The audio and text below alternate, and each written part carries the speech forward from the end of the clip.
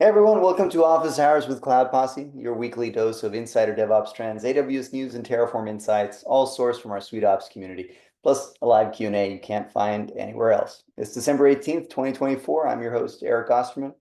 Real quick, I'm the founder and CEO of Cloud Posse. We're a DevOps accelerator focused on AWS infrastructure that helps team deploy their software faster.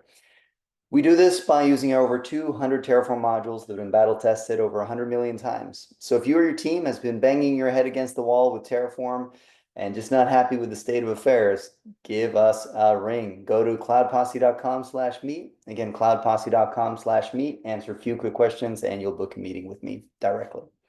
So how can you maximize today's session? Well, first off, our format is very informal. You can engage as much as you'd like, ask questions, and if you're curious about any of our open source tools like Atmos or modules, go for it. And for those on the recording, we do host these calls live, so join us by going to cloudposse.com/officehours. Again, that's cloudposse.com/officehours to register. I do have one ask. If you find any portion of this session valuable, share it with your team. We'll be posting a recording of this session to our YouTube channel in just a few hours. So go to youtube.com/cloudposse to find that. So with that said, let's get into the news and announcements.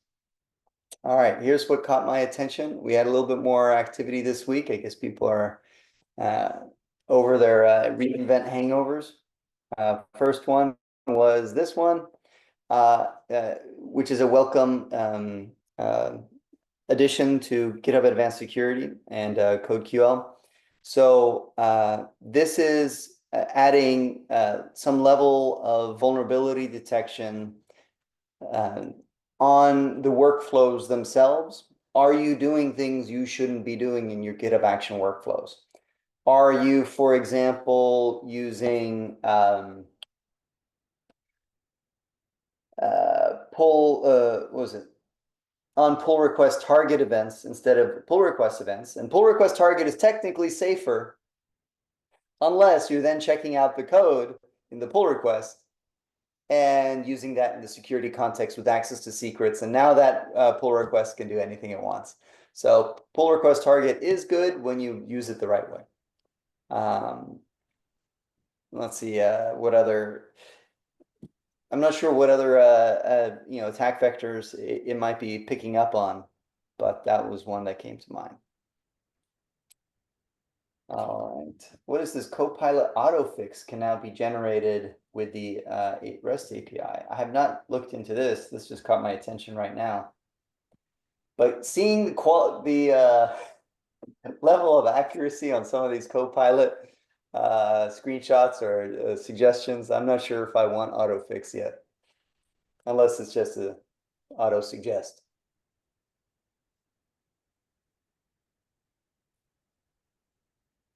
Next announcement would be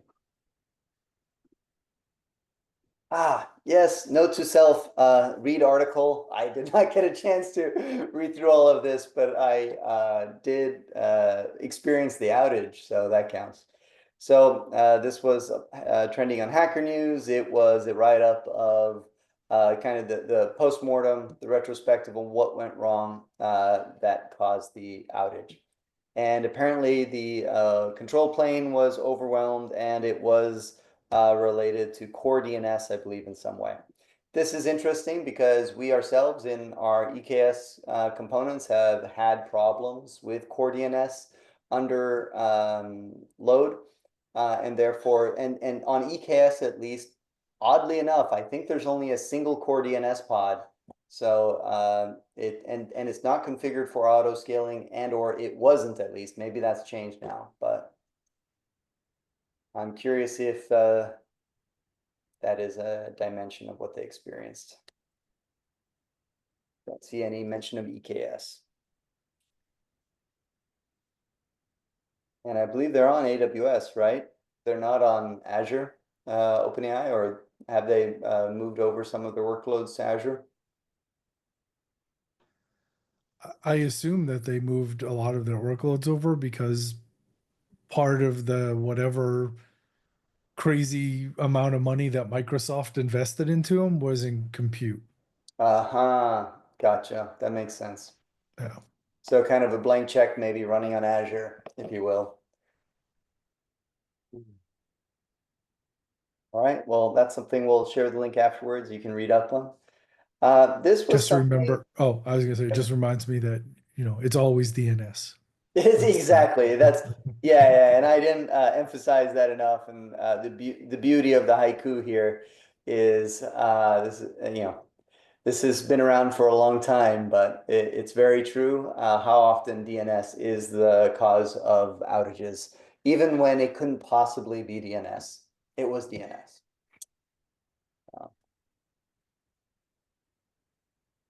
This is such a beautiful drawing. It could almost be, mounted on the wall.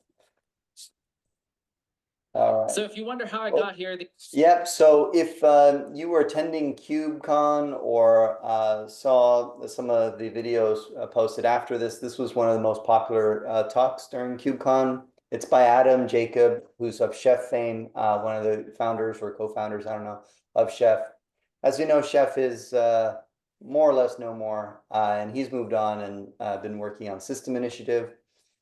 There's some serious humility here in the talk on the System Initiative and where they are, and that they haven't yet found product market fit.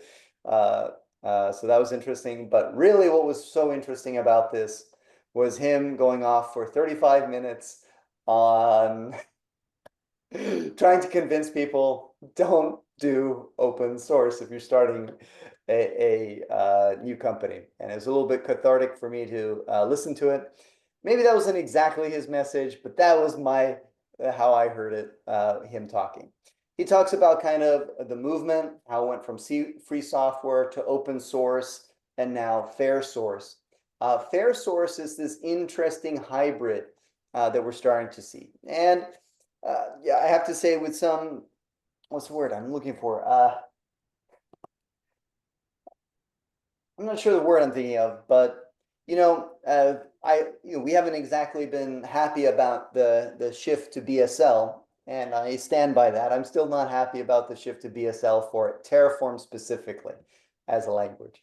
But in some ways, that is more akin to what Fair Source is espousing. So this is where I feel kind of hypocritical in some ways.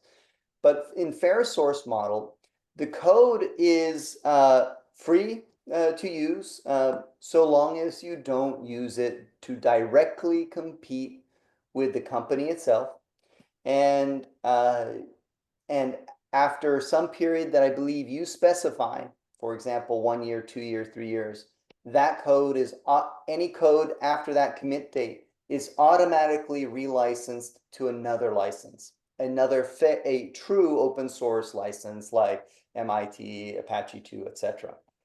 The idea is this works very similar to how patents work. They give the inventor some period of time to monetize their invention before becoming common. I don't know what the term is, but common use, so to say. And the other interesting thing I learned from this, which made sense now when he explained it, but I didn't fully grok it before, that this was a thing. But he also says that open source projects or companies built around open source might, if they still want to remain open source, might also want to consider what's not doing license in, license out. And I hadn't heard about that. So license in, license out is what 99% of us probably think of when we think of open source. That if that product delivers a binary, that binary is licensed under the same terms of the code itself. Well, we talked about this some months ago when Teleport changed the licensing, I believe, of the binaries. And I was scratching my head. I hadn't seen that approach before. And the binaries then can be under a license that doesn't allow you to use it under production use. That doesn't stop you from building your own binaries, but it does stop the casual user from just going the easy route or something like that. Adds another hurdle. There's a lot more to this talk. I probably did not do it justice. If you're interested in this whole topic, if you're in a business that using open source or adjacent to open source or releasing open source, something interesting. If you're a startup thinking of doing open source, be aware of some of the things he talks about here. Someone was raising their hand. Hey, Oh, Matt. it was me. Yeah. So I just, the only thing I would add would be it seems a little bit of a slippery slope when you,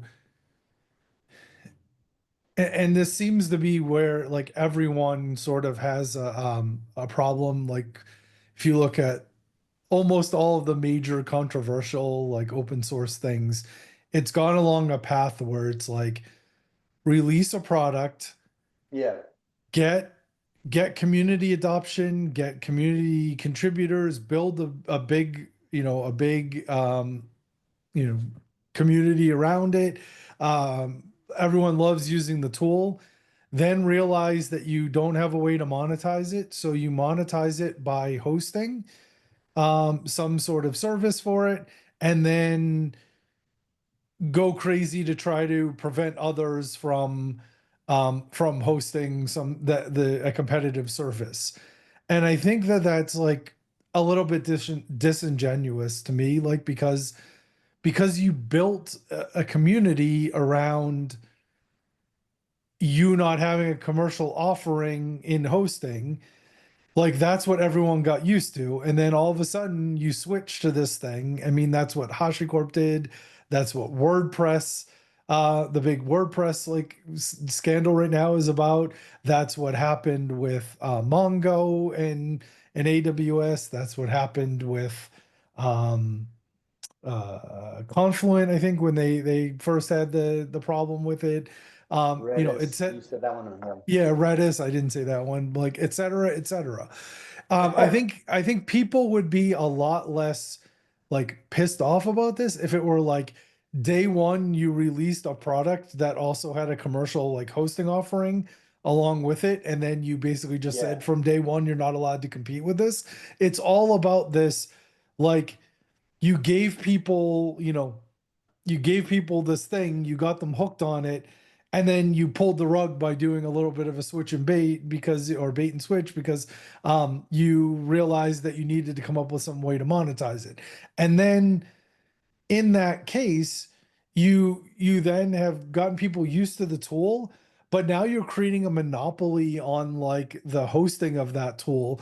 And if you as a business are too expensive, do a poor job at it, do whatever, there is no free market to compete, like to build a better service good and point. to Yeah, to do a better thing like that. So like that whole yeah, like journey of the way that all of these happen just kind of are the things that rub me the wrong way, rather than if it was always that since day one HashiCorp had yeah. like the Terraform cloud and that was the only way, and they said you can't do this, you can't use this, like you probably based on that fact would have chosen not to use Yeah, Terraform yeah, because of it. Like if you felt strongly enough about it, you would have invented another product or picked another product or done whatever. And I think that that whole changing things after you've built on top of the a good open source community is what rubs me the wrong way. So yeah, that's just my yeah. long-winded And just response to to that. clarify, uh, that is only what you're saying is only your opinion when the license precludes anyone else from building another competing SaaS. You're not Yeah, against yeah. open source software No. and the maintainers also offering a service. You're against the Yeah. anti-competitive nature of that. Yeah, exactly. And also that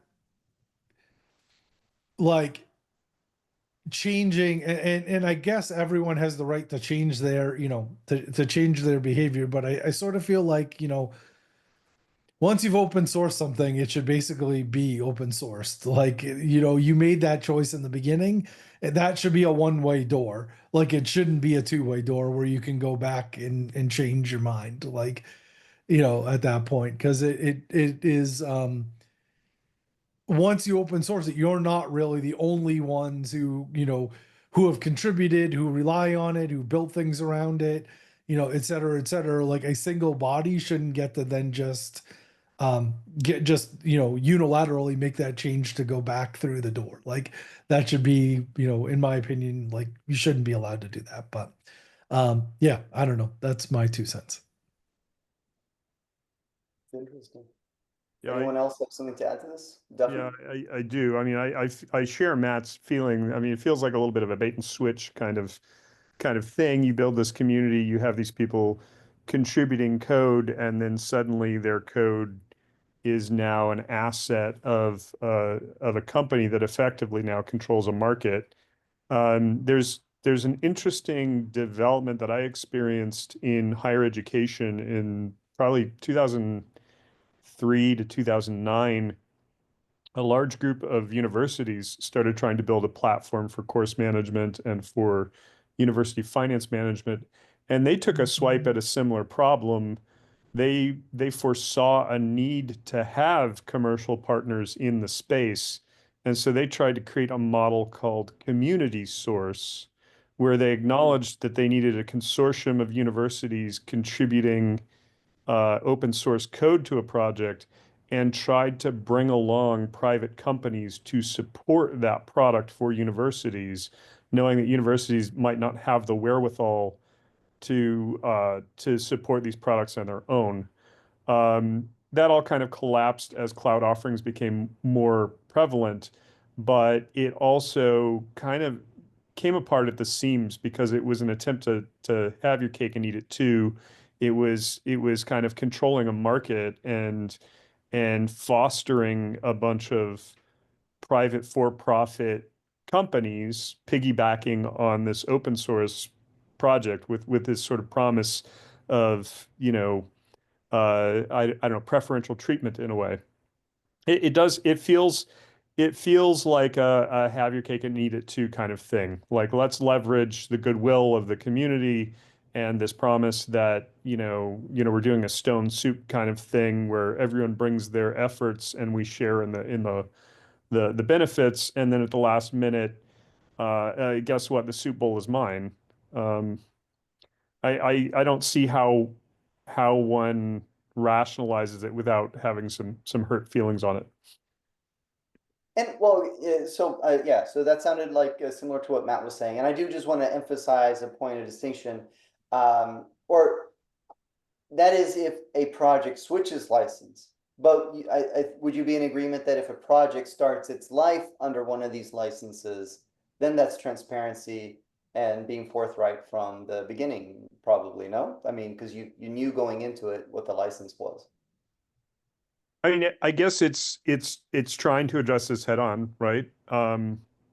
Will it inspire the same sort of contribution? I mean, it's still saying we get a head start on anything commercial. We're going to commercialize it, and anyone else is going to have a disadvantage. And then once we have a head start, you can all do the same thing if you want, but we're likely going to have a lead in the market. I guess it's an eyes open kind of thing. So in that sense, it's better. But uh, you know, I'm Yeah, not I sure it mean, inspires. the I'm not fact sure it remains, inspires the same sort of lead. because it has, to people who want pure open source, it's gonna push them away to begin with. So it is probably reducing upfront adoption as a result of it. But the people that you do attract would be people who are amenable to that Yeah. or never read the license file. Yeah, my counter or whatever example of this to you, Eric, is if 9 years ago whatever it was that you started Cloud Posse, if Terraform was like, hey, we have this thing, you can only use it if you pay us, you can't build any competitive offerings. If our CICD platform for running this sucks or costs $1 million a year or whatever, too bad, you're stuck with it. I would venture to say you wouldn't have chosen to build Yeah, a business around that tool, right? You would have found something else. It's also why I've been, as much as I'm intrigued by Pulumi, from what I hear of most people, that you really need the platform for it to work well. Now, I don't know that they have anything in the terms that preclude some other vendor from coming up with it, but that kind of that I need to use their platform to use it to get started with, well, not to get started, but to do anything more substantial has been a concern. Yeah, I mean, to be fair though, they've actually like they definitely provide like the capability to do it. Like there is, you can have your own backend, you can have your own secret store, you can like all those things are pluggable. It's just that their platform, like no one has a great competitive platform.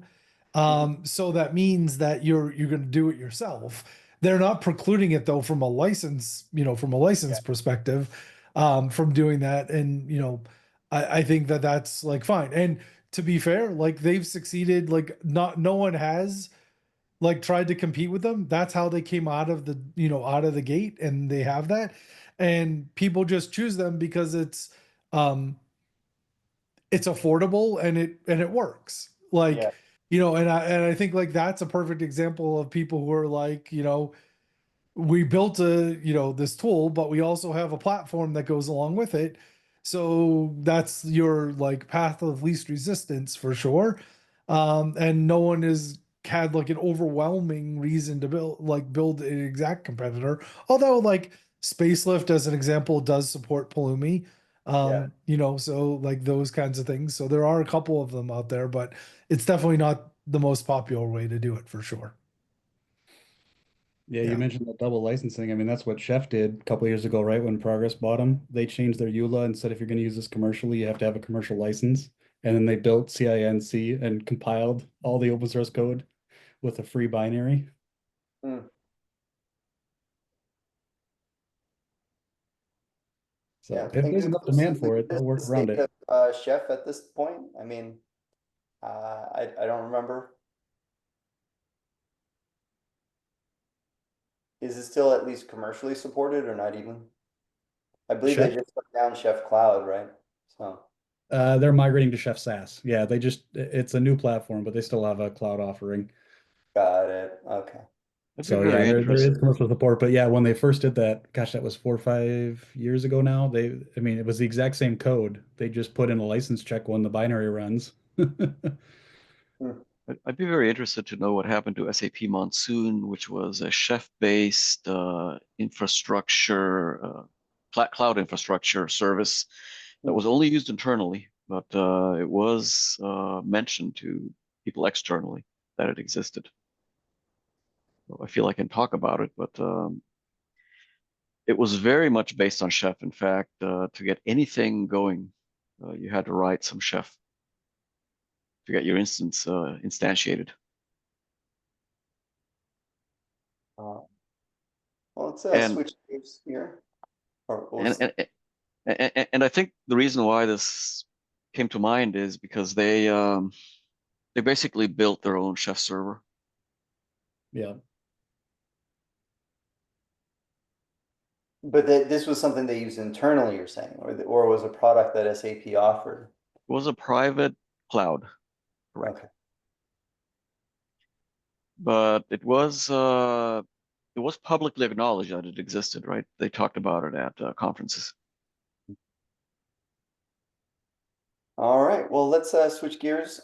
This was something else I saw. This was on Hacker News this week. Another approach at running migrations. Migrations have come up a lot on office hours and when they should be run, before, after, or as a separate pipeline. This is an open source project, presumably with like a Y Combinator backing, I'm guessing, of some startup. I haven't looked deeper.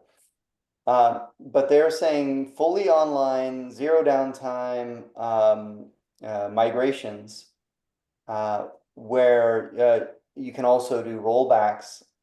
And I'm curious how it's implemented technically.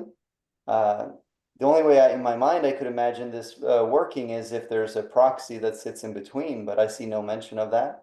No, they essentially when you do your when you do the migrations, they create like hidden columns under the hood and basically copy the data to the new columns, and then they have a progress, a way to keep track of when that's done, and then when it's done, they basically rename the hidden column back to the the real name of the column.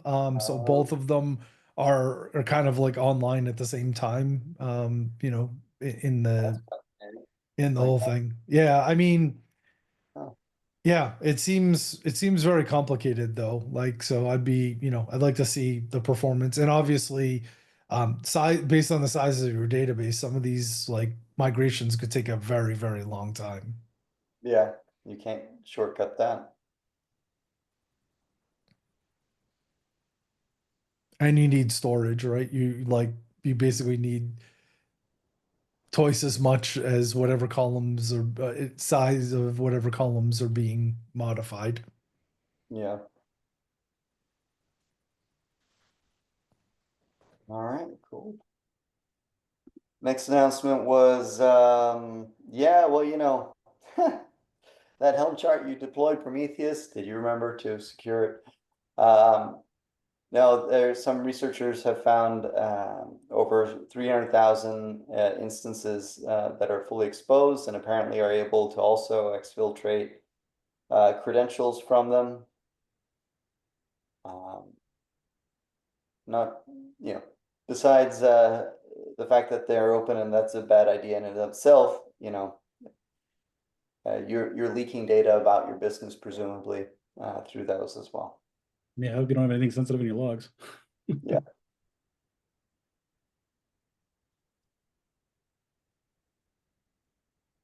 Next one was, also in the vein of open source, to anyone looking to do more with open source.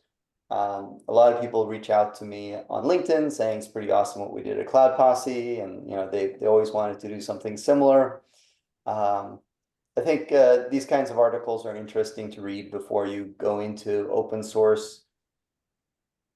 I can't say enough that at least as it's been my journey, make sure you pick something you're really passionate about, because you got to do it whether or not you're getting paid for it. And you can't really blame people for not paying for it because you made it open source and free, and that's who you attract. So, it's a good reason. You have to have personal reasons other than money and fame, probably, to work on open source. And there's some other good tip here, just because you make it open source, you're not obligated to fix people's problems. What you release, that's what you release. It's done, is his point. And, if you want to continue working on it, that is your choice. And knowing that you have a choice sometimes helps psychologically with, staying committed to something. You're choosing every time you work on it to continue working on that project. So, yeah. Yeah, I personally have had many experiences over the years of people who have gotten entitled and belligerent as consumers of open source. And at one point I used to like get really like angry about it, and then I just finally learned to just say like, this is something that I'm doing for free, in my spare time. Feel free to contribute if you'd like to make that the change, Yeah. but you can't demand that I do something, or like tell me that I did a bad job, or say that, X, Y, or Z. This is just something that I'm giving to the community for free. So feel free to do something different, to fork it, to contribute, to do whatever. Like, and just saying that to someone usually makes you feel significantly better. Like to just reiterate it. It's not I don't owe you anything just because I decided to do this. Yeah, no, that is very true. I forget the article. There was a great article about somebody writing, what it feels like to be an open source contributor, but looks like the didn't come up right away here for me. But yeah, and also I think that then often they'll come back and say, oh, sorry about that. They recheck themselves and realize their tone was maybe off.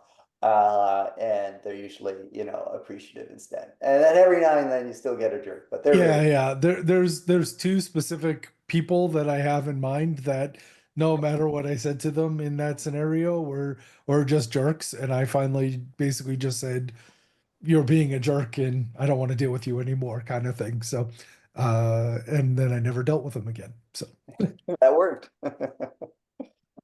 There's a famous letter from the guy who was writing Linux router This was when the he one. when he ended the project. Yeah, can you summarize it? Let's see if it jogs my memory. Oh gosh, this was probably 25 years ago, but Oh, it was very bitter as to how people used the fruits of his labor to put into hardware, yeah. and they never helped him out in any way. Yeah, I could understand that. You know, and it's interesting. I have to reflect on this every now and then. And I read, what is his name? Um, Founder of Rails, um, Matt. DHH. DHH. Yeah. I was just writing a post on that, how he was saying, like, I created Rails, which has created billions and billions and billions of dollars of value, and I'm not a billionaire, right? And I'm happy with that. I'm really happy that I created something that's been used, and my means have been met, and I live a good life. And I thought that was a healthy attitude there. Obviously, he's done pretty well. I'm not sure this Linux router project, how that guy fared, but there's something around that. It reminds me of the creator of NeoFetch, who just archived all of his he just archived all of his repos and then just updated his GitHub profile to say have taken up farming. Really? Yeah. Uh, Interesting. I was actually not familiar with NeoFetch. Can you get me up to speed? NeoFetch. I'm pretty sure it's just like it just shows like a pretty like ASCII picture and some system information. Hmm. Oh, interesting. Okay, I think Yeah. I might have seen that People, over the years. yeah. Yeah, People used to use it kind of just to show off their Linux distros. yeah. I So I'm can see wondering that. if he went all Amish, kind of like I'm just going 22, to grow yeah, my own 22. food, don't need electricity. Yeah, he'll be back. Well, considering it's a picture of Arch Linux, he probably did. I didn't get the reference, Dan. Well, Arch Linux, you have to build everything from. Oh, okay, from scratch, anyways. Yeah, yeah, that's true. All right. Next announcement was, yeah, this one here, which is, we brought up that hypothetically support for Terraform backends without a DynamoDB table is possible on AWS now. As of v1.10, there's an experimental flag that enables you to, instead of doing this where you specify your DynamoDB table for locks, you can now just say use lock file, and you don't need to provision a DynamoDB table. So that's what the interface is gonna look like, more or less. Obviously, this has not been finalized, so that might change with minor tweaks, but I like that. Nice and simple.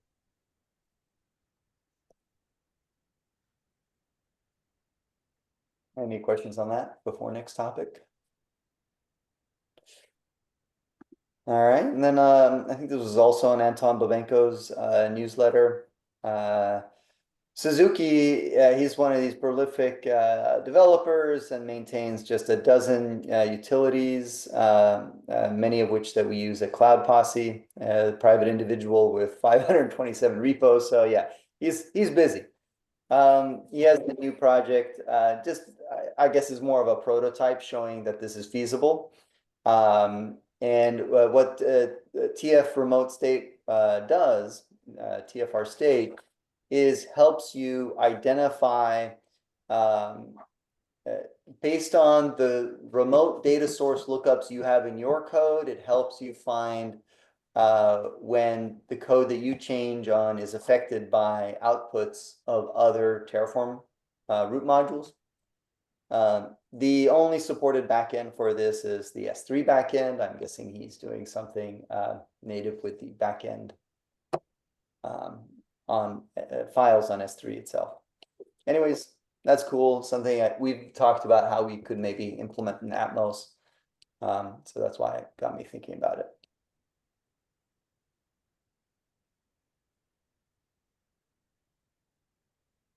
All right. One of the announcements that didn't make the cut of reInvent was node health monitoring and auto repairs for EKS. So minor little announcement, but that's pretty nice. We've definitely seen it where an EKS node is unhealthy and costing money and not being life cycled.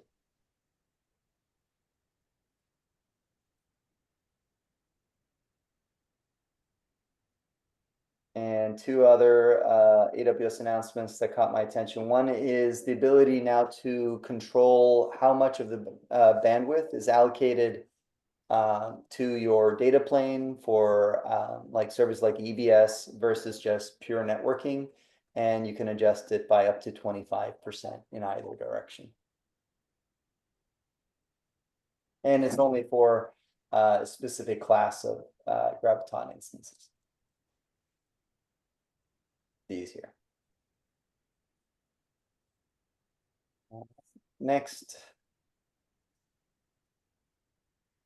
Final announcement was just after 2 years, Amazon Security Hub now supports PCI DSS 4.0. Previously, it was 3.21. So it's a welcome update, probably, if you are handling credit card data. Or not, because now you have more things you got to fix. So that's all I got, folks. Any other announcements?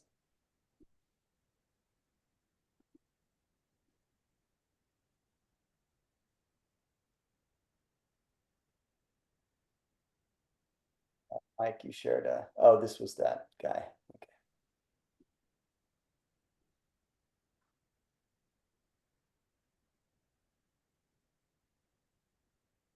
Okay. Any other announcements? No? All right. Q&A. So I found the termination letter for the Linux router project. Oh, you did? I sent it to you only. Oh, okay.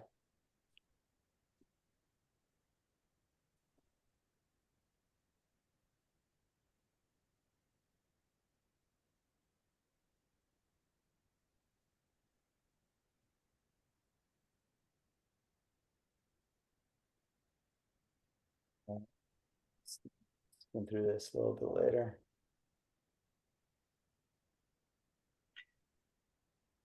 Sometimes projects just disappear, but this definitely had an end, a book end to it, right? It's just like it's over.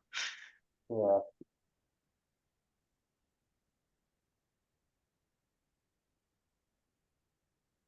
Any questions we can help get answered today?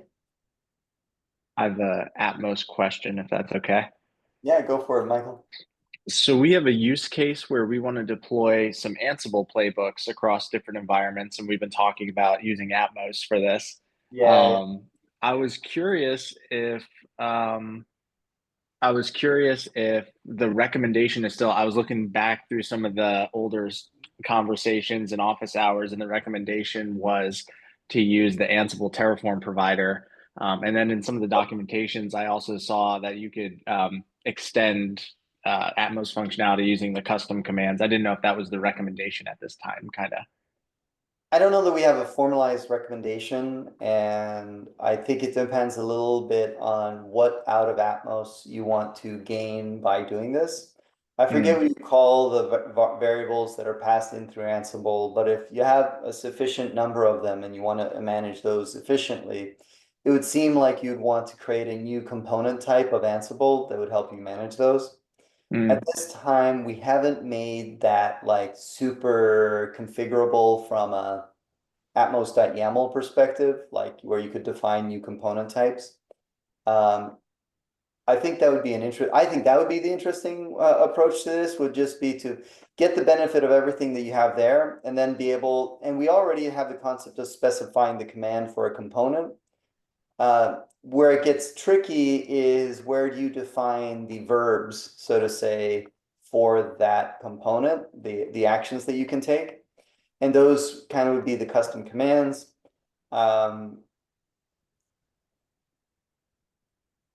It depends how advanced you want to get, right? Because you don't want to necessarily degrade to having to do a lot of complicated bash in those, or scripting in those, if you will.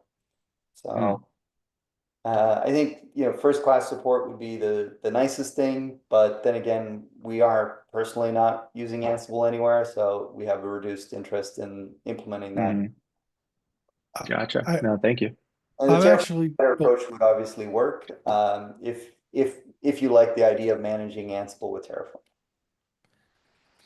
Yeah, I was just curious more at a higher level, like why not immutable infrastructure over Ansible? Like why are you mutating things that exist instead of just cutting a new image and redeploying the thing that you need to mutate? Yeah, we're kind of branching into like the edge computing. And so these resources won't be deployed in the cloud. So we're trying to Like prototype some, bare metal. Yeah. And bare metal without a hypervisor. Hmm. Yeah. Interesting. Yeah. But yeah, it's probably some, one of your weekend projects. If you want to submit Keep it the going. Yeah. type, let me know. That'd be cool. All right. How, off the top of your head, how many, when you run Ansible, how many like subcommands does it have? Does it have quite a few, or? Oh, I'm not sure. I don't think it's that many. No. Ansible playbook, if that counts. Yeah. Then it would be really interesting because you could probably, but I'm guessing Ansible has a lot of those hooks anyways into Terraform and whatnot. But if you're if you're into Atmos, obviously, that opens up some interesting potentials to use like bang terraform.outputs and feed that in them to Ansible to run things. Mm. I could see that being, worth a spike to see if it would beautify things and make it more maintainable. Yeah, I'm kind of still like in the early stages of exploring some different alternatives and options. So I'll have to come back with what we're gonna do. I guess I'll say one other thing, since you are a Spacelift user, I believe, is that if you did go the provider route, you could possibly create a more or less generic component for Ansible. And then it works natively with everything you already have for continuous delivery via Spacelift. It's true. That might be a compelling reason to keep it in Terraform. Mm. Plus, drift detection, in the sense of when inputs to a change, you would get drift without having to rerun the playbook. It's true. Yeah, I was curious if that's for some reason something just doesn't sit right in my head to use Terraform to manage Ansible. I don't. Yeah, it's an abstraction of an abstraction of an abstraction, basically, at that point. Yeah. That was also making me feel uneasy. That's what that face Yeah. was that I was making. Yeah. Like, ugh.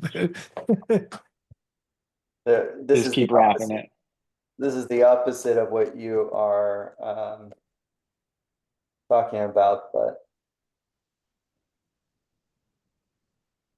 I don't know if I spelled out. He had a project a long time ago, implemented as a spoof, more or less, called Terrible, which was running Terraform from Ansible. That's funny. Oh, that's the other way around. Yeah. Yeah, exactly. I was saying it was the other way around, but it just made me think of it because of the two texts.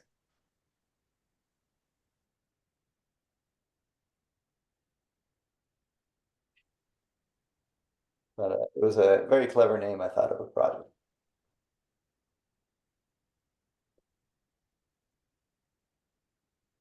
No, there was an announcement I should bring up. I'm really excited about related to Cloud Posse Atmos. So if you're a user of Atmos, we've merged like 30 or so pull requests in the past month, month and a half. So a lot of tech debt has been paid back on that, if you will, and improvements. Mostly debt as it relates to the developer experience. We're trying to make Atmos a lot more user-friendly. The pull request that I'm excited about is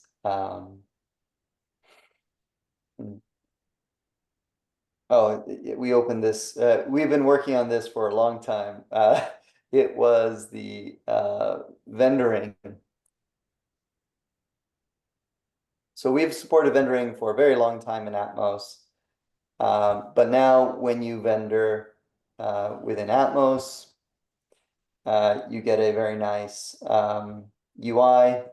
Let's see, it looks something similar to this. So it feels more akin to like when you use NPM or similar package manager to vendor your dependencies. And that continues to work with all the formats we support today, remote HTTP sources, Git repos, OCI packages, and so forth. Other related announcements to vendoring is, if I didn't announce it, was we do support refactoring your Atmos vendoring configuration now into multiple configuration files. So previously you could only have, well, I guess so previously we did support imports for vendoring, but now we also support a vendor.d folder. So it'll automatically load all the vendor configs in that folder as well.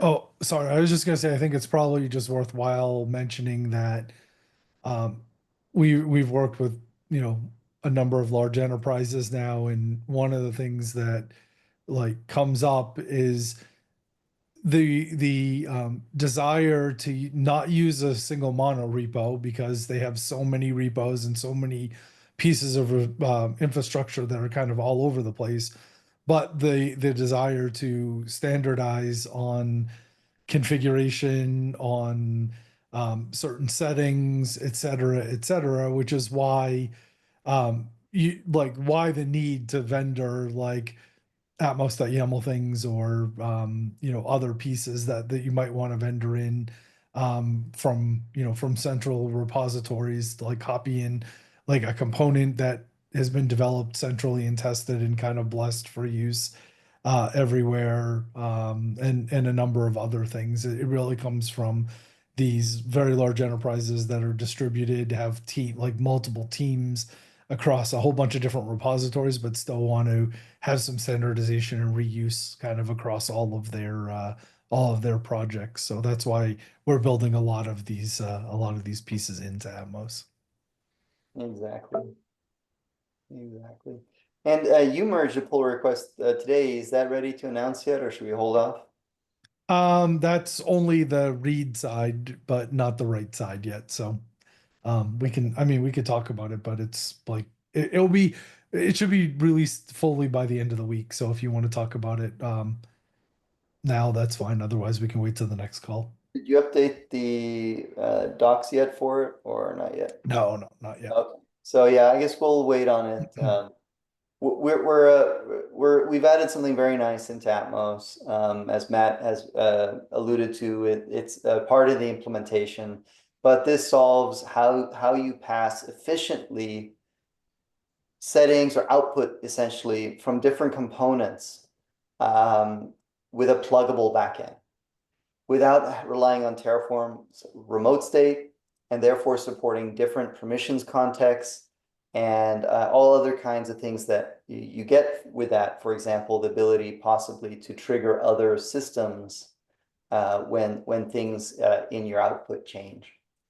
So this is going into Atmos, and yeah, stay tuned. We'll follow up on this announcement next week when nobody's here because it's Christmas. But we'll bring it up a few more times after that. How about? But hey, yeah, office hours is not canceled next week. So if you still want to get your dose, I'll be here because I never miss a single week. So.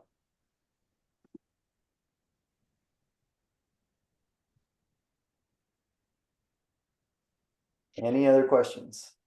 On December 25? Not exactly sure, but someone told me it was on Christmas. Yes, it's the Well, 25th. 18 plus 7 is 25. Yeah. That does it. But Nena, I'm not expecting you to be here. You can take off. I'll be here. All right. And that goes for anyone else. All right. Well, I think we're more or less, at time. If there's no questions, we can end a little bit early.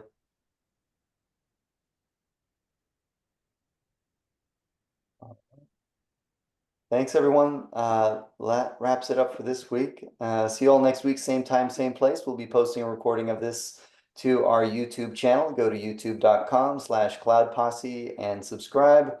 We also are available for work. So if you want to hire Cloud Posse to revamp how you approach Terraform in your infrastructure, go ahead and book a meeting with me directly by going to cloudposse.com/meet. Here are a few other action items for you if you are just getting in the mix with things. You can join our Slack community at slack.cloudposse.com. Register for these office hours. We have them every week, even on Christmas, and that's at cloudposse.com/office hours. Our podcast is a syndication of office hours in audio format. So if you want to listen to it as a podcast, go ahead. And that's at podcast.cloudposse.com. Thanks, everyone. Have a great rest of your week. Take care. Bye. Bye.